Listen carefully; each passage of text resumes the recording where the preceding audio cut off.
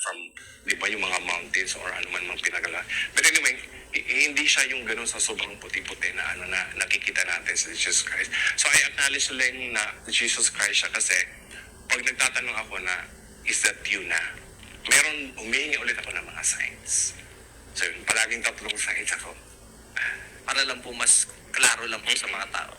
Pag nakikita niya po sila, ano siya, yung hindi po kayo natutulog na parang nananaginip lang. Talagang meditation po. Hindi.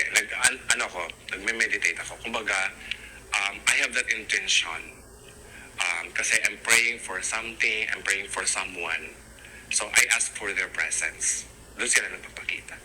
Yung guardian angel po ninyo, si Iris po, may nakita niyo na po ba yung form niya or yung po talaga yung pinaka nakita niyo yung mata lang? Yung mata lang. Tsaka hindi ko siya nakita in whole form. Palagi lang siya nagpaparamdam. So, like kunwari, nandyan ka ba? So, palagi lang naman siya na like, tinatapik ako, may hangin, mga ganun lang. Pero never ko pa siyang nakita in a form. I don't know, I have to do the research kung bakit hindi sila napapakita sa akin in ano. Kasi like, when I visited Libis na St. Pio Church, nakikita kong mga angels eh. Dami, sobrang dami. Kaya siguro pinupuntahan yung church na yung palaging, kasi into healing yung mga may sakit nandun.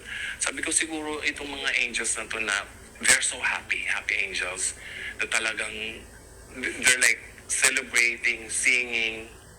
Pero ang madalas kong makita ng angels sa Libis are the baby angels, hindi na yung adult form.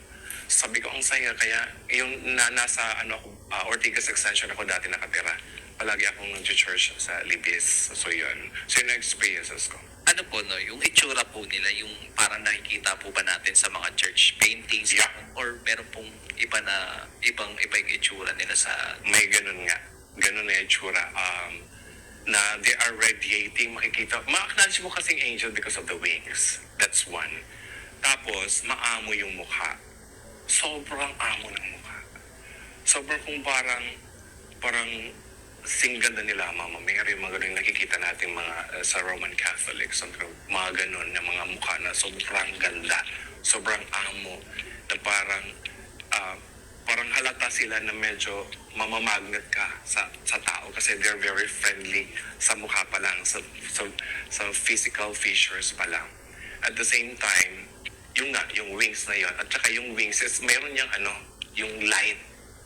Sobrang radiating light. Yung mapapansin mo agad yung light eh.